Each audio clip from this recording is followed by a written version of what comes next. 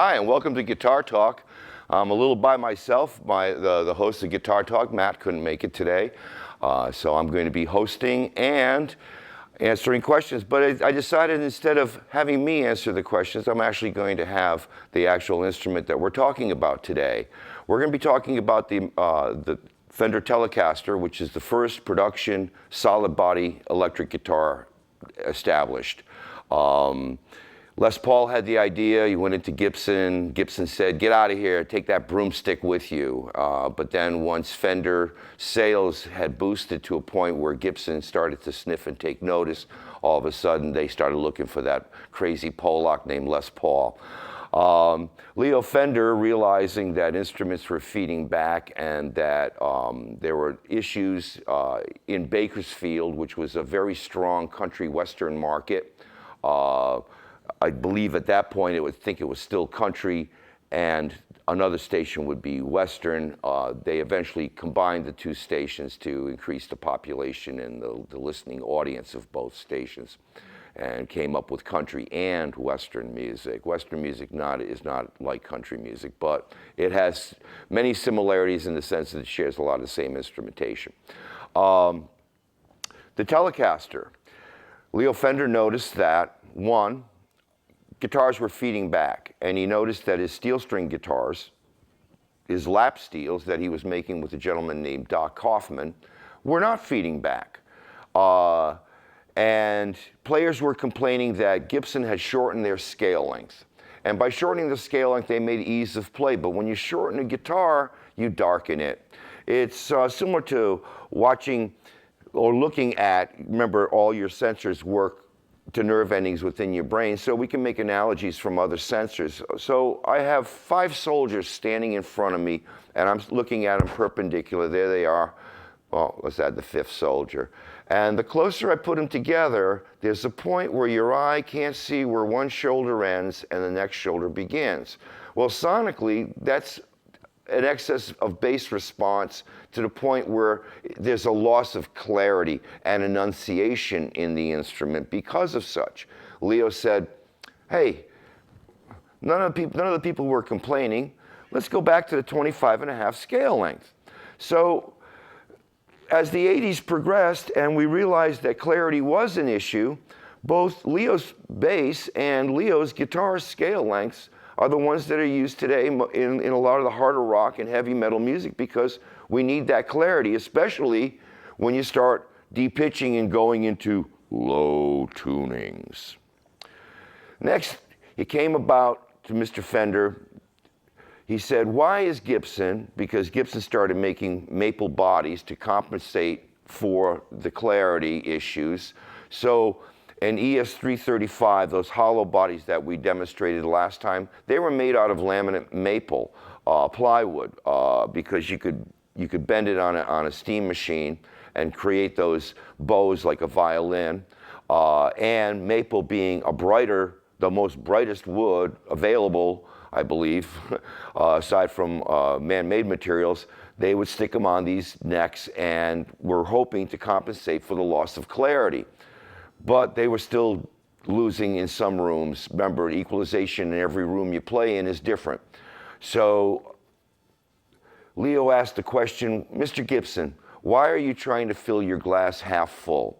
A treble unit, a treble boost at the time, let's say 1948, 49, would be bigger than this coffee table. Where are you going to put that in your 1946 Chevy?" So he said, why don't you fill the glass and pour off what you don't need? And maple neck, very bright. He started off with swamp ash. If you look at my co-host today, this is a 1953 Telecaster that I restored. It's an actual 53 neck. I have the pickups, but they need some repair, so I didn't put the original pickups in. I took out the original wiring because at the time the wiring is not a modern wiring, and I prefer a modern wiring. And but I replaced it with the same value potentiometers, very bright potentiometers. Why? Because Leo said, fill the glass and pour off what you don't need. to the point where Fender became exhausted because history has failed the musician. They don't realize that the Tele players of the 50s and 60s, they used these knobs. People who played Gibsons, because they were always dark, the knob would be turned up all the way. Why? That's bypass mode. All right, we get a little noise there. That's bypass mode. It can't get any brighter than that. Because it's passive electronics, capacitors can only suck tone out. So in order to, you got to turn it the other direction to roll off the high end.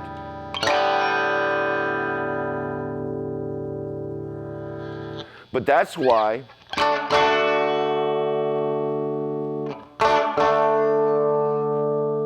you got to dial in a tone. All right?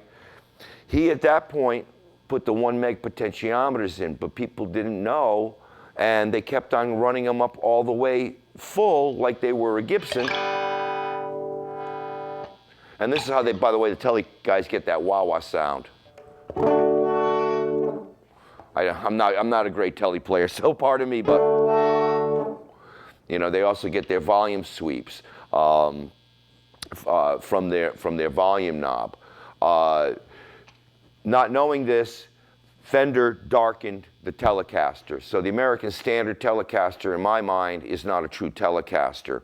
The closer you put the pickup to the neck, the more bass response and the more mid-range you gain, and the darker the whole guitar sounds. So he moved this forward. That's why the bridge pickup is always brighter than the neck pickup because of where it's placed. It's a proximity effect. Kind of like if you ever got on a microphone and you start to step away, you start to be losing frequencies, and all of a sudden you just get that little bit of mid-range. And as you bring yourself closer, all of a sudden the frequencies come back. It's called proximity effect, and all that effect is in the center of the string of the guitar. So as you bring the center up, the equalization points will also change. So the closer I bring it to the bridge pickup, the more frequencies the bridge pickup will start to pick up. But in the open string, the string is moving very quickly, and it only has a good amount of treble response. So you got to roll these down, but the American Standard you don't, because they put the 250K potentiometers in the American Standard versus the 1 meg potentiometers. 1 meg standing for 1 million ohms. 250 is 250 kilo ohm, 250K. And it's a much darker potentiometer. As you lower the value of the potentiometers, they sound darker. They're not as bright. As you increase the value of the potentiometer, it's a brighter sounding pickup. Gibson thought 250K was a little too dark, and with the shorter scale, obviously way too dark. So they boosted theirs to 500K to get a brighter sound, again, to compensate for what they've lost. Then Leo said, you know what? Another complaint players have is durability of these instruments. People would drop a Gibson and the headstock would break off. And Leo said, and then they wouldn't stay in tune, mostly because when we went to steel strings for volume reasons, it was hard to tune a slotted headstock like a classical guitar, to actually string it. So they inverted the gears, and the Gibsons would have the D and G string going at angles with friction points there. They actually called Paul Bigsby, both Gretsch and Gibson, and told him that, your tremolos don't stay in tune. He goes, no, your headstocks don't stay in tune. You just inverted the gears. People weren't bending strings. No one was complaining. Everybody went on. Then they started bending strings, and now we started having problems. All right. Well, Paul said, and this is true, when we strung a slotted headstock, we could make the string go almost straight to the gear. So Paul Bigsby designed guitars with strings that went straight to the gears. And being a California company, Leo borrowed Paul Bigsby's guitar. And Paul Bigsby's guitar actually has a headstock reminiscent of a Stratocaster, but Leo didn't choose that. At first he chose his snakehead headstock, which he used on his lap steels, but the strings were going straight to the gear because he agreed with Paul Bigsby. So even on his lap steels, he would have them go straight to the gear. Paul came up with a 6-in-line for convenience tuning system as opposed to running back and forth on opposite sides of the headstock. Leo copied that. Leo copied the string straight to the tuning gear, but instead of using a slanted headstock, because most of the problems with headstocks is the grains going the wrong way when they're tilted. That's where they want to break. And it's because you created this angle. So now you get tapped here, it snaps here. You get bumped here, the pressure of the string snaps it back here. Leo created a plank, made a neck out of a plank. Now, I should pick up the real Telecaster because the real Telecaster has what they call a string tree right here. And if we shoot over to our friend in the other chair and you move up to the headstock, you'll see a button-like object. And that's to get string angle. Now, if you look at my headstock, I have what they call staggered gears. So they do that for me as opposed to the string tree. If you were wondering why Fender added a second string tree in their 70s guitars, it's because the manufacturer of the gears changed. And even though the second manufacturer had a gear that looked like the first one, it did not share the exact dimensions. And what he had done was he had made the gear so high that there was no string angle. We need what they call string angle, or the string will bounce out of the nut. Okay? And the lighter the string, the easier it'll bounce. So if you want to keep the string tree, that's cool. Otherwise, you can upgrade. There's other gears that create staggering like this for your Fender. They even make a modern, in the old design of the 1/4-inch hole, this Clouson style gear, they actually make a locking version of it now. All my tellies, I like the old steel gears. I never cared for the sound of the white metal gears that were brought in the 60s, and Grover being the biggest gear maker for that type of gear at the time, pretty much stole the market and made it difficult for some of the other gear manufacturers to stay in business. But the manufacturers themselves, when they swapped from the steel gears to the white metal gears, they noticed an equalization shift in the headstock. The white metal being a very brittle sound versus the steel being a smooth, clear, clean top end. And now, because the headstock is a plank, and we figured out how to create string angle in that plank, I never have to fix one of these headstocks. They never break. The only ones I've ever fixed is when a car ran over them and took a chunk of the side or the head off or broke a couple of gears. That's the only time I've ever worked on a Fender headstock. Otherwise, they don't break off.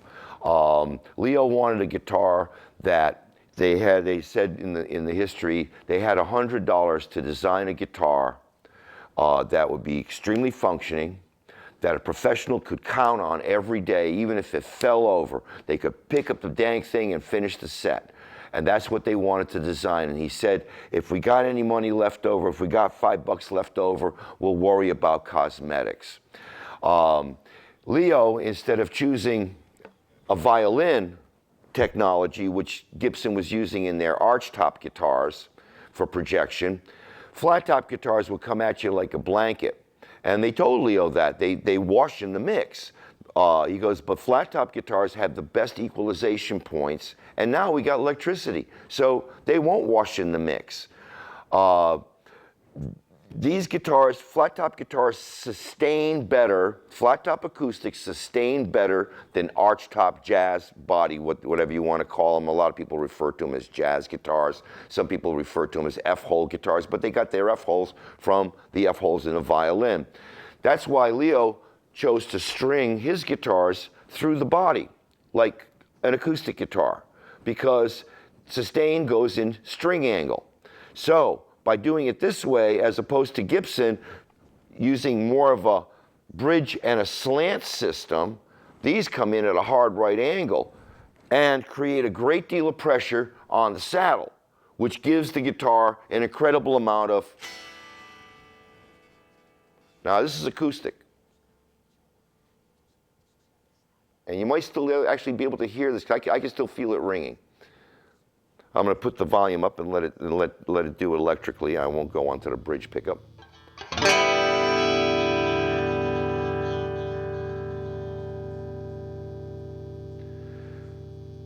Gibsons can't sustain as long because they don't have the string angle. You have to create string angle to do it. And if you do it on a Gibson, you end up with other problems that occur. So there's a way of doing it and getting the most out of it without creating, so there's a compromise line on a Gibson that you can do with your tailpiece to get it to sustain as much as it can, yet still react well as a Gibson.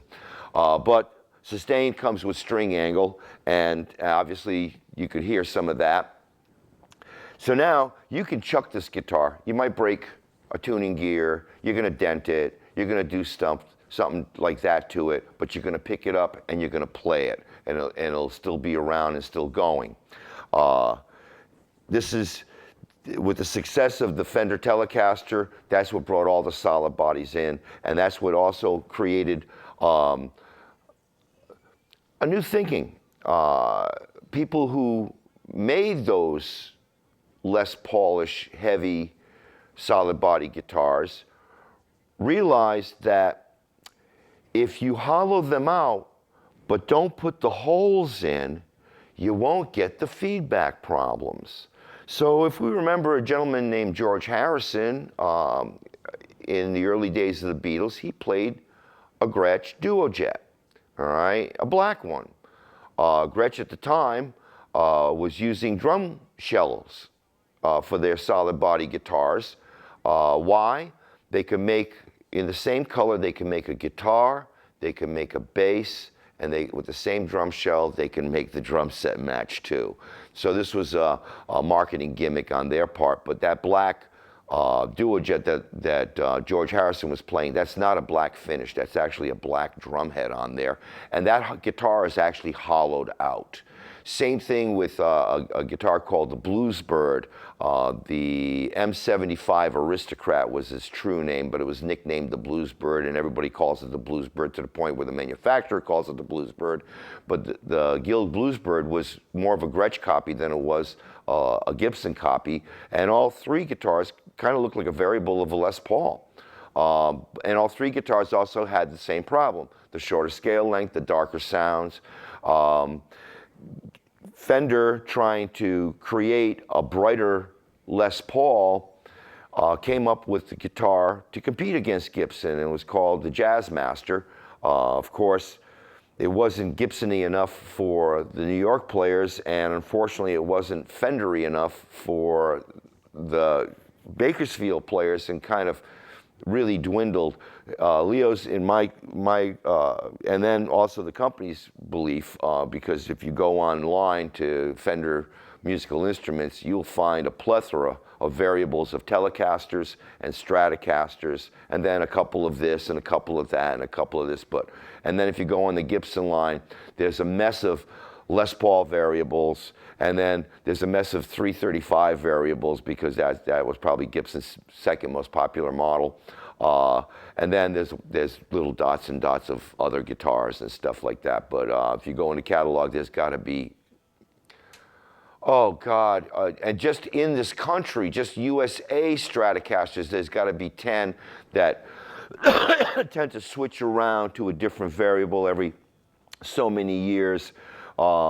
But if you added them all up with every signature that ever got on one, you're probably looking at about 300 variables of Stratocaster. And if you add in the other markets, maybe bump that up to more like 400 variables of Stratocaster.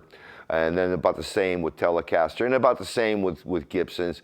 Gee, you know, if you buy the, excuse me, the vintage 1980 historic reissue Gibson, oh no, the collectors have already boo-hooed that one as not being an accurate historic. So now that had to be remade, and now that value dropped because of the but that's for the people who are capitalists and are not musicians. They're interested in more of the money and the value, the turnover of the guitar.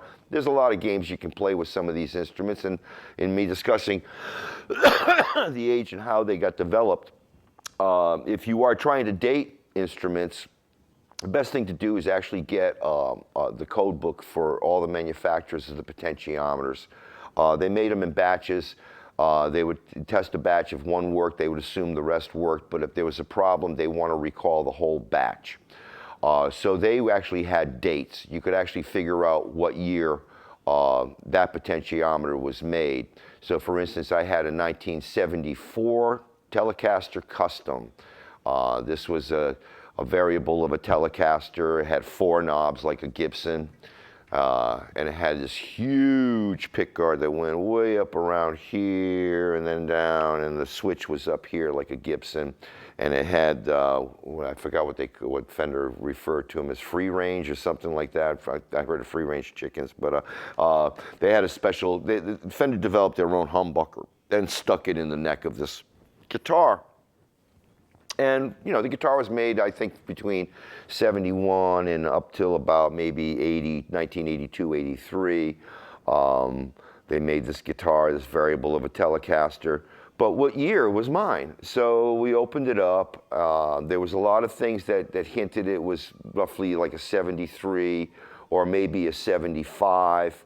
And it turned out it was a 74, and it turned out that it was an early 74, because 3 of the knobs in here read 1973, and 1 of the knobs read 74, so we knew that the 74 had already been purchased in 74. It couldn't have gotten in there otherwise, but the 73s were left over from the previous year, so I ended up selling a 74 Telecaster.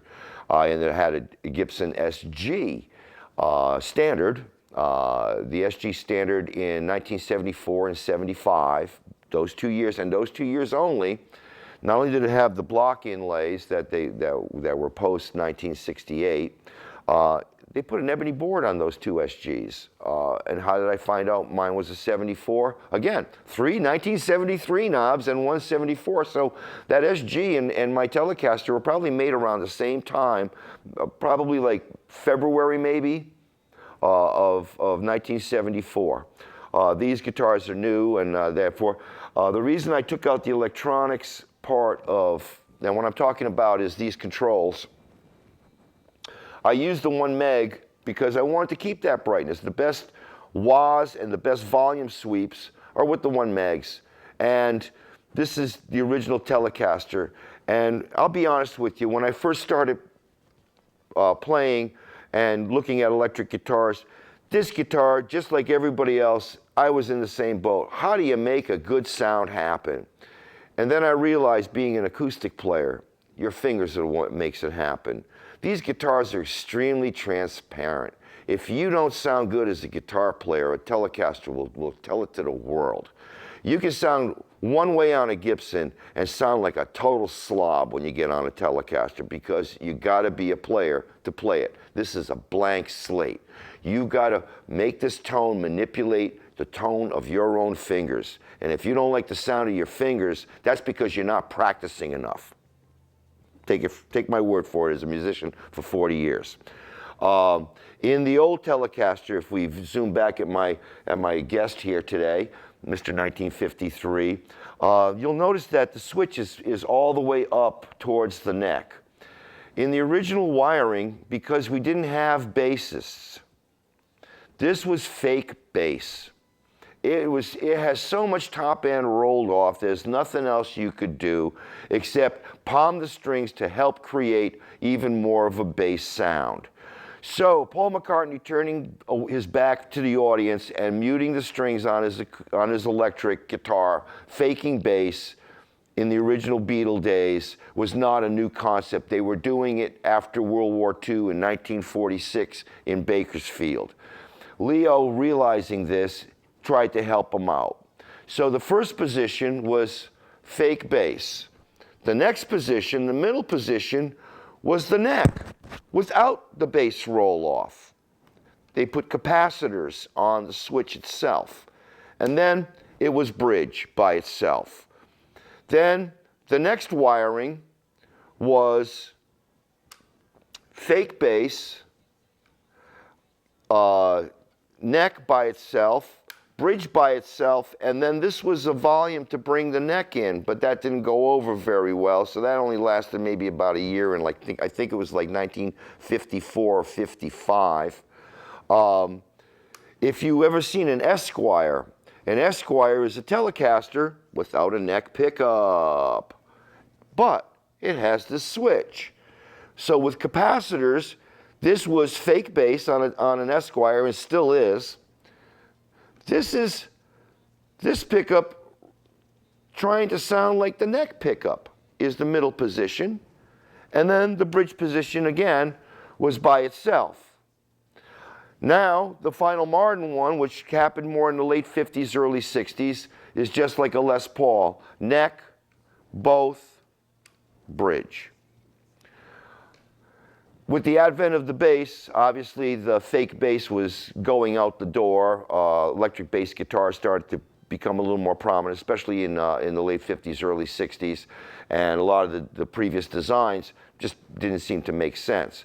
But the changing over, that was to me a major change, was to change the potentiometers and to move the bridge pickup. But I understand that they wanted to improve on Telecaster sales because a lot of people like the shape, but they didn't know how to play them. That's how you play them. They're a blank slate. You got to play them like an acoustic guitar. You got to find the tone. You got to go with it when you find it. You can't be dabbling around and oh gee, let me do this and do this. No, you got to go and you got to get the gusto and go for it.